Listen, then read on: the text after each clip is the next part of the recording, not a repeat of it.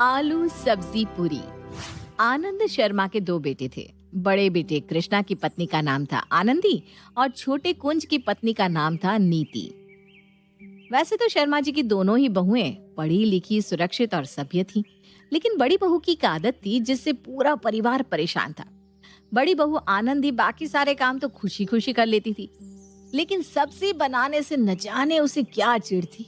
जब भी किचन में सब्जी बनाने की बारी आती, या तो वो सब्जी का काम देवरानी पर टालकर दाएं बाएं हो जाती, या फिर अगर बनाती भी तो बेमन से बेस्वाद सब्जी ही बनाती, जिसे खाकर सबकी भूख ही खत्म हो जाती। एक दिन, नीति, मम्मी जी से पूछ लो ना आज लंच में क्या बनेगा, और जैसा मम्मी जी कहे वही बनाकर तुम रेडी करके दो। तब तक मैं गुड्डू का स्कूल का होमवर्क करवा देती हूँ। रोटी और चावल मैं आकर बना दूंगी, और ऐसा करना तुम बर्तन भी छोड़ देना, वो भी मैं ही देख लूंगी। नई आई देवरानी को काम समझाने के बाद आनंदी अपने कमरे में जाती है। चलो, जब से ये नीति आई है कम से कम इस सब्जी बनाने के झंझट से तो मुझे मुक्ति मिल गई है। अब ये माँ जी से पूछकर दिमाग खपाती रहेगी कि क्या बनेगा और क्या नहीं, और मैं आराम से जाकर रोटियां सेक दूंगी। मम्मी जी, लंच का टाइम हो रहा है। भाभी ने कहा है कि मैं आपसे पूछ लूं कि लंच में क्या बनेगा। आनंदी की चालाकी मैं खूब समझती हूँ। जानबूझकर सब्जी का काम तेरे ऊपर छोड़कर गई है। सब्जी बनाने में पता नहीं उसे क्या आफत आती है। वैसे एक बात कहूँ बेटा, जब से तू शादी करके आई है ना, हमारे तो भाग खुल गया, वरना रोज इस आनंदी के हाथ की बेस्वाद सब्जी खानी पड़ती थी। जब से तू आई है इतनी स्वादिष्ट आलू की सब्जी बनाकर खिलाती है कि खाकर मन ही खुश हो जाता है।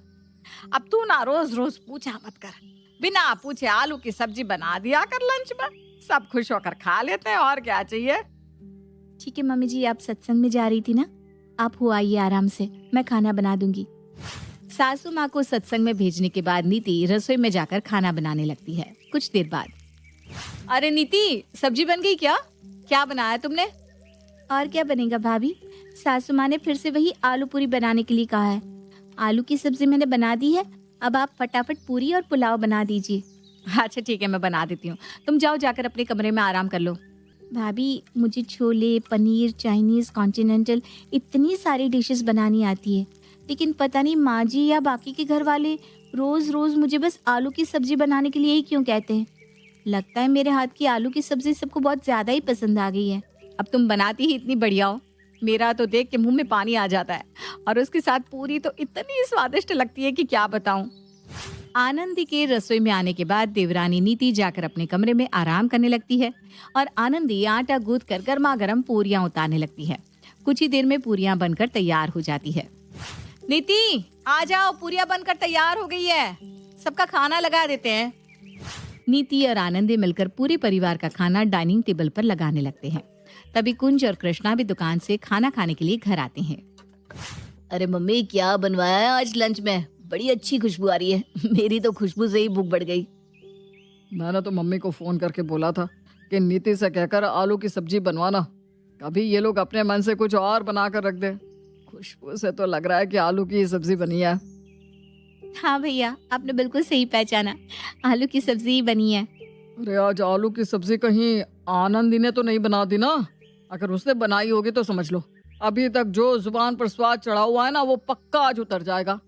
अरे भैया घबराइए नहीं, भाभी ने सब्जी नहीं बनाई है, मैंने ही बनाई है, अपने हाथों वाली स्पेशल आलू की सब्जी।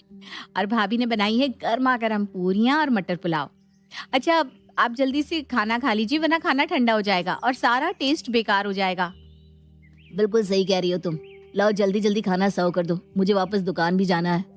नीति सबकी प्लेट में खाना सर्व कर देती है। खाना खाने के बाद, अरे छोटी बहू, हमें भी बता दो अपनी सीक्रेट रेसिपी। अरे भैया, ऐसा क्या डालती हो तुम सब्जी में कि हम लोग बस उंगली चाटते रह जाते हैं? कल भी तुमने कमाल की आलू की सब्जी बनाई थी, और आज भी बिल्कुल वही स्वाद, वही रंग और वही लाजवाब खुशबू। अरे पापा जी, कोई सीक्रेट रेसिपी नहीं है, मैं तो जो भी बनाती हूँ ना सब लाजवाब ही बनाती हूँ। सबको नीति के हाथ का खाना पसंद आ रहा है। भगवान करे ये ऐसे ही स्वादिष्ट खाना बनाकर सबको खिलाती रहे और मेरी जान छूटी रहे। मैं तो इतने सालों से सुबह शाम क्या बनेगा पूछते पूछते परेशान हो गई थी। खाना खाकर सभी अपने अपने काम पर वापस लौट जाते हैं। रात के समय, आनंदी बहू, दोपहर में बहुत हैवी खाना हो गया था। सब्जी, पूरी, पुलाव सबने बहुत ज्यादा ही खा लिया। तुम ऐसा करो, रात में ना दाल चावल बना दो। हल्का खाना हो जाएगा तो सबका डाइजेशन भी ठीक रहेगा। ठीक है मम्मी जी, मैं बना देती हूँ। आनंदी दाल चावल बनाती है और डिनर करने के बाद सभी अपने अपने कमरे में जाकर सो जाते हैं। रात के तकरीबन 12 बजे थे कि तभी नीति के दरवाजे पर दस्तक होती है। अरे मम्मी जी, अब इतनी रात को क्या हुआ? आपकी तबीयत तो ठीक है ना? कुछ हुआ है क्या? अरे नहीं नहीं बहू, कुछ नहीं हुआ, तुम घबराओ नहीं। वो जरा मैं ये कह रही थी कि दाल चावल तो बेटा 2 घंटे में हजम हो गए और मुझे ना बड़ी तेज की भूख लग रही है। तो ऐसा करना, थोड़ी सी पूरी सब्जी बना दे। अच्छा, आप चलिए, अभी थोड़ी देर में आपको पूरी सब्जी मिल जाएगी। नीति अपने कमरे में आकर अपना मोबाइल उठाती है और मोबाइल से ऊपर के फ्लोर पर सो रही जिठानी आनंदी को फोन करती है।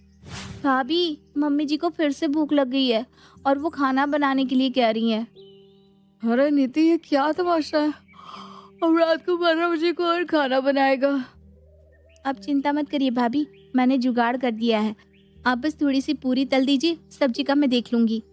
नीति की बात सुनकर जिठानी नीचे आकर रसोई में पूरियां बनाती है और वापस अपने कमरे में जाकर नीति को फोन लगाती है।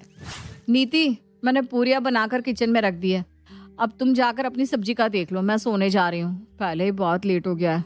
सुबह मुझे गुड्डू के चक्कर में जल्दी भी उठना पड़ता है। हाँ हाँ भाभी, आप सो जाइए, मैं देख लूंगी। नीति रसोई में जाकर दोपहर की फ्रिज में बची हुई आलू की सब्जी निकालती है और अच्छी तरह गर्म करने के बाद पूरियों के साथ सासू माँ के कमरे में ले जाती है। ये लीजिए मम्मी जी, गर्मा गर्म आलू की सब्जी और पूरियाँ, पेट भर कर खाइए। अरे वाह, इतनी जल्दी तू बना कर ले आई। भगवान तुझे खूब खुश रखे। जा जाकर तू भी आराम कर ले। नीति आराम से जाकर अपने कमरे में चादर तानकर सो जाती है। अगले 1-2 दिन तक यही क्रम बार बार चलता रहता है। दोपहर के समय वो लंच के लिए पूछती तो सब लोग आलू की सब्जी बनाने के लिए कहते। नीति आलू की सब्जी बनाकर रख देती और जेठानी आनंदी जाकर गर्मा गर्म पूरियां बना देती। कुल मिलाकर घर में सब बहुत खुश थे। आनंदी को सब्जी नहीं बनानी पड़ रही थी और बाकी घर वालों को बढ़िया स्वादिष्ट खाना मिल रहा था। लेकिन तीसरे दिन कुछ ऐसा हुआ जिसे देखकर जेठानी आनंदी का माथा ठनक गया। अरे ये नीति तो रसोई में खाना बनाने गई थी ना, ये टिफिन लेकर कहाँ जा रही है? ये टिफिन का क्या चक्कर है भाई? मुझे तो इसने कहा कि भाभी आप अपने कमरे में जाकर आराम कर लीजिए, मैं सब्जी बना देती हूँ, और खुद टिफिन लेकर घर से बाहर जा रही है। कहीं ऐसा तो नहीं कि ये सब्जी अपने मायके जाकर अपनी मम्मी से बनवा कर लाती है और यहाँ आकर वाह-वाही लूट लेती है? अगर ऐसी बात है ना तो आज मैं भी पता लगा के रहूंगी कि इस टिफिन का राज क्या है। जिठानी आनंदी भी दबे पांव नीति के पीछे पीछे हो लेती है। सर पर पल्लू रखकर चलते हुए नीति एक लंगर के पास पहुंच जाती है और वहां जाकर अपने साथ लाए हुए टिफिन में सब्जी भरवा लेती है। सब्जी का टिफिन अपने पल्लू में छिपाकर वो वापस अपने घर की ओर चल पड़ती है। हे भगवान, इसका मतलब इतने दिनों से ये रोज हमें भंडारे से ले जाकर सब्जी खिला रही थी और झूठी तारीफें बटोर रही है, और मैं बेवकूफों की तरह दिन रात पूरी बना बना कर पागल हुई जा रही हूँ। अरे मेरे जैसा बेवकूफ कौन होगा जो पूरियां बेल बेल कर भी खुशी से झूमे जा रही हूँ। अब मैं बताती हूँ इसको, इसकी अक्ल ठिकाने ना लगवा दी तो मैं भी जेठानी नहीं। घर आकर, अरे नीति, सब्जी बन गई क्या? हाँ भाभी, सब्जी बनकर बिल्कुल तैयार है। अच्छा ठीक है, अब तुम जाओ, थोड़ी देर अपने रूम में आराम कर लो। कितनी मेहनत से तुम सब्जी बनाती हो, थक जाती होगी ना। जाओ, रसोई का काम मैं देख लूंगी। नीति के जाने के बाद आनंदी सास प्रमिला को सारी सच्चाई बताती है। देख लिया माँ जी आपने, आपकी लाडली बहू ने क्या किया। वो सब्जी जो आप उंगली चाट चाट कर खा रहे थे वो आपकी बहू ने बनाई नहीं थी। वो तो रोज लंगर से सब्जियां लाकर खिलाती है। हे भगवान, बड़ी शातिर निकली है तो। काम चोरी में तुझसे भी 4 हाथ आगे। इतने दिन से हमें लंगर से लाकर सब्जी खिला रही है और हमें पता भी नहीं चला। अब इसे कुछ भी कहने की जरूरत नहीं है, इससे मैं बताती हूँ। अगले दिन, मम्मी जी, आलू की ही सब्जी बनानी है ना? अरे बहू, तो ऐसा कर, आज पनीर बटर मसाला और छोले चावल बना ले। अब ना मन भर गया आलू पूरी से। भाभी, वो क्या है ना, मैं जरा बटर मसाला और छोले की रेसिपी भूल गई हूँ, आप थोड़ा हेल्प कर दोगी? ऐसा है नीति, रेसिपी तो तुम्हें आलू की सब्जी की भी नहीं आती, क्योंकि वो तो तुम्हें लंगर में मिल जाती थी ना। हाँ भाभी, वो मैं तुम करने का समय चला है क्या? अब तुम्हारी सजा यही है कि जो भी सासू माँ कहे तुम्हें अकेले ही सब बनाना है। और हाँ, अब से रोटी भी तुम ही बनाने वाली हो, क्योंकि इतने दिन आराम जो किया है। ठीक है ना मेरी प्यारी देवरानी? जेठानी की बात सुनकर नीति समझ जाती है कि उसका भांडा फूट गया है, इसलिए बेचारी बिना चूं चा किए अकेले ही रसोई में भिड़ जाती है, क्योंकि गलती की है तो सजा तो मिलेगी ही। सही कहा ना?